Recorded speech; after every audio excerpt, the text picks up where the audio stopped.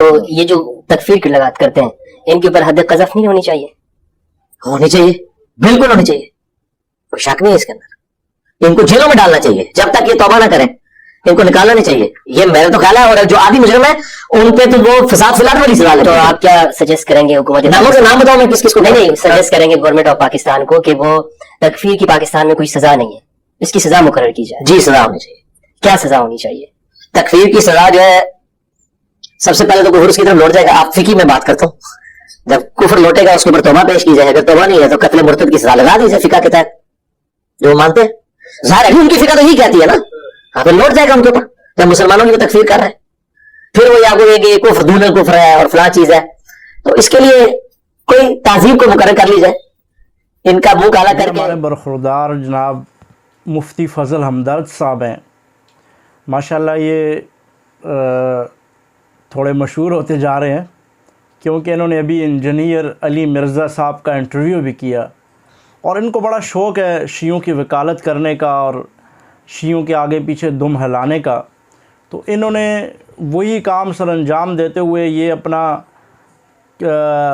وہ مائک اٹھایا اور موبائل کیمرہ اٹھایا اور انجینئر علی مرزا کے پاس چلے گئے. چلو دو چار ویو بھی مل جائیں گے اور تھوڑا شیعوں کی اس سے بھی چپلوسی کروا کے، چونکہ اسی کی کیٹیگری کا بندہ ہے تو اس نے سوچا کہ وہاں سے بھی تھوڑی پیار و محبت سمیٹ لوں گا اور شیعوں کی محبت جو ہے وہ اور زیادہ مجھے حاصل ہو جائے گی. لیکن تھوڑا ہوا اس کے ساتھ وہاں پہ برا ہے.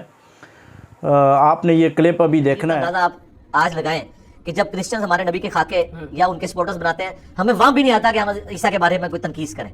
ہم حضرت عیسیٰ علیہ السلام کی عزت بھی ویسے ہی کرتے ہیں اور ان کے اپنے ایمان کا حصہ سمجھتے ہیں جس طرح نبی الاسلام پہ ایمان لانے کو. اس طریقے سے سنیوں کے تو ہاتھ باؤں انہوں نے باندھ دیے نا. جب یہ خلفائے ثلاثہ پہ بکواسیات کرتے تھے تو سنی تو یہ وہاں بھی نہیں لا سکتے تھے کہ شیعہ کو ہی چڑھانے کے لیے حضرت علی کے بارے میں کچھ جملہ بول دیں، کیونکہ وہ مانتے تھے کہ حضرت علی کے بارے میں بھی بکواس کرنا گویا ایسا ہی ہے کہ جس طرح رسول اللہ کے بارے میں کوئی کر رہا ہے. ہاتھ پاؤں بندھے ہوئے تھے ان کے. تو پھر انہوں نے دوسرا پھر بدلہ لیا کہ وہ ایک دراڑ پھر کھڑی کر دی. پھر وہ لڑائیوں تک نوبت گئی. وہ وہاں پہ ہارڈ لائنر ہوتے گئے، یہاں پہ ہارڈ لائنر ہوتے رہے. آج ہم جہاں جس دنیا میں بیٹھے ہوئے ظاہر ہے یہ ایک بہت پرانی تفریق ہو کے دراڑ بہت بڑھ چکی ہے. اب اس کو بالکل میں سمجھتا ہوں کہ انجینئر مرزا نے 100% درست جواب دیا. اور اس کے کہنے کا مقصد کیا تھا کہ یہ جو تکفیری ہیں، یہ جو کافر کافر شیعہ کافر کا نعرہ لگاتے ہیں، چونکہ میں اس کو دیکھتا رہتا ہوں، مختلف جو ہے ہمارا آپس میں تبادلہ خیال بھی ہوا، بات چیت بھی ہوئی، کمنٹس میں ہی کوئی ایک دو دفعہ ہوئی بات. اگرچہ یہ بات کرنے پر آمادہ ہوا لیکن پھر یہ بھاگ گیا بگوڑا اور اب یہ کہتا ہے تقی صاحب اور مفتی طارق مسعود صاحب اور امام کعبہ سے ہی بات کروں گا.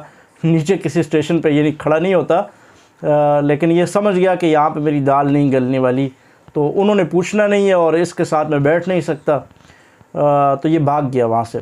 تو بہرحال اس نے سوال کیا وہاں پہ کہ یہ تکفیری ہیں، ان کے حوالے سے حد قذف لگنا چاہیے.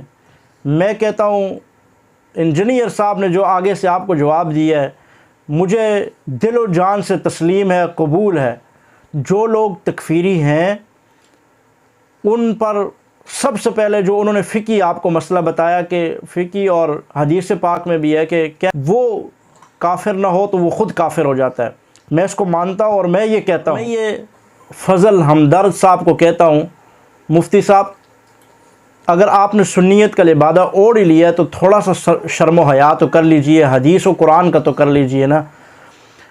کہ جب ایک انسان اٹھ کر دوسرے انسان کو، ایک مسلمان دوسرے عام مسلمان کو کہتا ہے یا کافر، تو اس میں سے ایک ہو جاتا ہے یا کہنے والا ہو جاتا ہے. اگلا اگر کافر نہ ہو تو کہنے والا خود کافر ہو جاتا ہے. اب میں آپ سے پوچھتا ہوں کہ اصل تکفیری کون ہیں؟ ہم نے تو رد عمل میں ان کو کافر کافر شیعہ کافر کہا. عملاً جنہوں نے پہل کی ہے وہ اول مومن جناب سیدنا صدیق اکبر رضی اللہ تعالیٰ عنہ کی تکفیر کر کے، جن کے بارے میں قرآن ان کے ایمان کی گواہیاں دے رہا ہے، رسول اللہ کی حدیث گواہیاں دے رہی ہیں. اس پکے سچے مومن مسلمان کو جس نے کافر کہا وہ خود کافر ہوا یا نہیں ہوا؟ میرے اور آپ کے اسلام ایمان میں کیا پتہ کہ ہم مسلمان ہیں؟ ہمارے ایمان پر قرآن حدیث میں کوئی گواہی ہے؟ کوئی گواہی نہیں ہے. لیکن سیدنا صدیق اکبر کے ایمان اسلام کی گواہی رب کا قرآن دیتا ہے، وَسَيُجَنَّبُهَا الْأَتْقَى دیتی ہے، اور قرآن کی مختلف ثانی اثنین اذ ہما فی الغار اذ یقول لصاحبہ، اور اس کے علاوہ سینکڑوں آیات مبارکہ ہیں جس میں صحابہ اکرام جناب سیدنا صدیق اکبر کی صداقت اور آپ کے ایمان اور آپ کے اسلام کی گواہی، خود اللہ کا قرآن اور جناب نبی کریم صلی اللہ علیہ وسلم کی متعدد ہزاروں حدیث سے آپ کو مل جائیں گی۔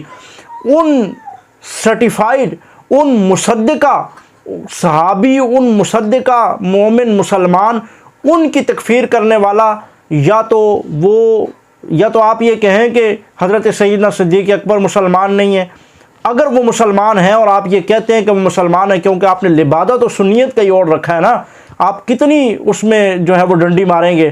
آپ کہیں کہ جناب سیدنا صدیق اکبر مومن اور مسلمان اور حضور علیہ السلام کے خلیفہ تھے، تو پھر آپ کو یہ ماننا پڑے گا کہ ان کی تکفیر کرنے والے وہ بلا شک و شبہ کافر ہیں، اسی حدیث کی روح سے جو آپ کو مرزا صاحب نے جو جواب دیا ہے۔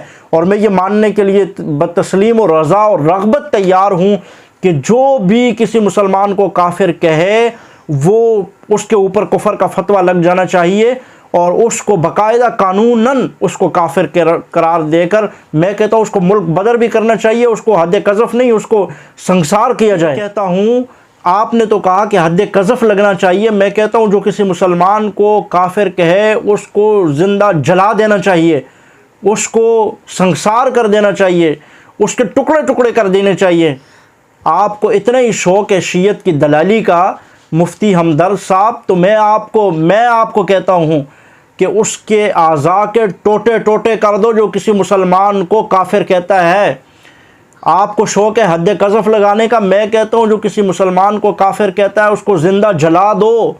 میں کہتا ہوں کہ اس کو کسی پہاڑ سے گرا دو، اس کو آگ جلا کے اس کے ٹوٹے ٹوٹے کر کے اس جسم کے ٹکڑوں کو آگ کے اندر جلا دو۔ میں آپ کو دعوت دیتا ہوں، لیکن آپ کبھی نہیں آئیں گے۔ آپ نے شیعت کی دلالی میں اس نعرے کو روکنے کے لیے کہا کہ شیعہ کافر کافر کا جو نعرہ لگتا ہے یہ تکفیری ہیں، یہ تکفیری نہیں ہے، یہ حق بجانب ہے اپنی بات پہ، اس لیے کہ رسول اللہ صلی اللہ علیہ وسلم نے فرمایا جب ایک مسلمان دوسرے کو کافر کہتا ہے اس میں سے ایک ہو جاتا ہے، اور یہ وہ لوگ ہیں جن کو ہم کافر کہتے ہیں، انہوں نے جناب سیدنا صدیق اکبر جو تصدیق شدہ مومن اور مسلمان ہیں ان کو کافر کہا ہے۔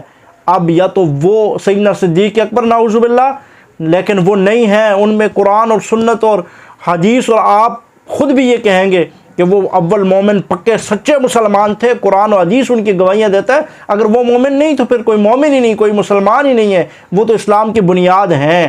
جب وہ اسلام کی بنیاد ہیں، جب وہ مومن ہیں، تو ان کو کافر کہنے والے کافر ہیں۔ ہم جو ان کو کافر کافر کہتے ہیں، ہم اپنی جگہ پہ 100% نہیں، 150% بلکہ 200% ہم درست ہیں کہ ہم بالکل حق بجانب ہیں، ہمارا نعرہ غلط نہیں ہے، ہم تکفیری نہیں ہے۔ تکفیری وہ ہے جو اول مومن کی تکفیر کرتا ہے، ہم تو حق بجانب ہیں، ہم تو اپنا جو نعرہ ہے وہ تو لگاتے ہیں اور لگاتے رہیں گے۔ آپ کو بھلا جتنی تکلیف ہوتی رہے ہو، طارق مسعود صاحب ان کو تو آپ چیلنج کر سکتے ہیں، لیکن جو ایک دفعہ مادہ ہوئے بھی اور آپ کی دال نہ گلتی ہوئی آپ کو نظر آئی، آپ کو پتہ چلا، سرچ کیا ہوگا آپ نے مجھے، اور پھر آپ نے جو بھاگم دوڑ بلی چوہے والا شروع کیا، اس کے بعد آپ نے ویڈیو ریکارڈ کرائی، جی مجھے چیلنج آتے ہیں۔ میں نے آپ کے چینل کو دیکھا، میرے علاوہ کوئی بھی آپ کو یہ نہیں کہتا، کیونکہ آپ کو چند لوگ فالو کرتے ہیں اور سارے کے سارے وہ شیعہ ہیں، سارے کے سارے کٹر رافضی ہیں۔ ایک کمنٹ کرو وہ سارے آپ کے رافضی بھائی نیچے سارے جمع ہو جاتے ہیں۔ میں واحد آپ کو آپ کے پوسٹوں کے نیچے، آپ کی شیعت کی دلالی کے میں کی گئی پوسٹوں کے نیچے میں آپ کو مناظرے کا چیلنج کرتا ہوں، اور میرے اوپر آپ نے ویڈیو ریکارڈ کروائی اور آپ نے کہا کہ میں تقی عثمانی صاحب اور مفتی طارق مسعود صاحب سے کروں گا۔ وہ تو آپ جیسوں کو چوہوں کیڑوں مکوڑوں کا ان کو پتہ ہی نہیں کہ آپ جیسے اور کئی گھروں میں بیٹھے ہوئے ان کو چیلنج کر رہے ہوں گے، ان کو کیا پتہ ہوگا آپ کا۔ آؤ میرے ساتھ بیٹھو، میں آپ کے چیلنج کو قبول بھی کرتا ہوں اور میں آپ کے ساتھ بات کرنے کے بھی تیار ہوں۔ حضرت معاویہ رضی اللہ تعالیٰ عنہ کے مسئلے میں بات کرتے ہو، کسی بھی مسئلے پہ کرتے ہو، آپ نے جا کر مرزا انجینئر علی کے سامنے بیٹھ کر وہاں دیوبند کے عقائد اس سے پوچھے جو دیوبند کو مانتا نہیں۔ آؤ مجھ سے پوچھو نا دیوبند کے عقائد کیا ہے، آپ مجھ سے پوچھنا اہل سنت کیا ہے، مجھ سے پوچھ حضرت معاویہ کیا ہے۔ جو مانتا ہی نہیں ان سے جا کے پوچھ رہا ہے کہ حضرت معاویہ کیا ہے۔ جا کے کبھی امین شہیدی کے قدموں میں بیٹھتا ہے، کبھی وہ ایک نقلی جو شہنشاہ نقلی ہے، کبھی اس کے قدموں میں بیٹھا ہوتا ہے۔ تیرا کسی سنی کے ساتھ ابھی پالا پڑا نہیں ہے، تجھے اتحاد، ایسا اتحاد تجھے سکھاؤں گا کہ تجھے دن میں اگر تارے نہ نظر آئے تو تو کہنا مجھے کبھی اپنا اتحاد کا چورن لے کر میرے پاس آ، میں تجھے اتحاد کے وہ تارے دن کو دکھاؤں گا کہ تو رات کے تارے دیکھنا آسمان پہ بھول جائے گا، لیکن تو کبھی بھی نہیں آئے گا، اس لیے کہ تجھے پتہ ہے کہ یہ سامنے آ جائے گا، اور تو تقی صاحب کو چیلنج کرتا رہے گا۔ تجھے پتہ ہے کہ تیرے جیسے کیڑے مکوڑے کا چیلنج ان تک کہاں پہنچے گا، اور وہ تجھے تیرے لیے ان کے پاس کہاں ٹائم ہے، اور تیرے جیسے بس ایسے ہی ویو بڑھانے کے لیے اپنی چند ویوز کی خاطر وہ کبھی تقی صاحب کو چیلنج کرتے ہیں، کبھی طارق مسعود صاحب کو، کبھی جناب وہ امام کعبہ کو چیلنج کر رہے ہیں۔ میں تیرے سارے چیلنج قبول کرتا ہوں، اسی قرآن و سنت جس کے روح سے تو تقی صاحب سے بات کرے گا، تو امام کعبہ سے بات کرے گا، اسی قرآن و سنت کی روح سے میں تیرے ساتھ بات کرنے کو تیار ہوں۔ اگر تو مرد کا بچہ ہے، اگر واقعی شیعت کی دلالی اور نمک حلالی تو کرنا جانتا ہے تو میں تیرے سارے چیلنج قبول کرتا ہوں، تو شیعہ کو مسلمان ثابت کر دے تو میں پوری زندگی تیرے جو ہے وہ شاگردی میں رہنے کو تیار ہوں اور تیری شاگردی اختیار کرنے کو تیار ہوں۔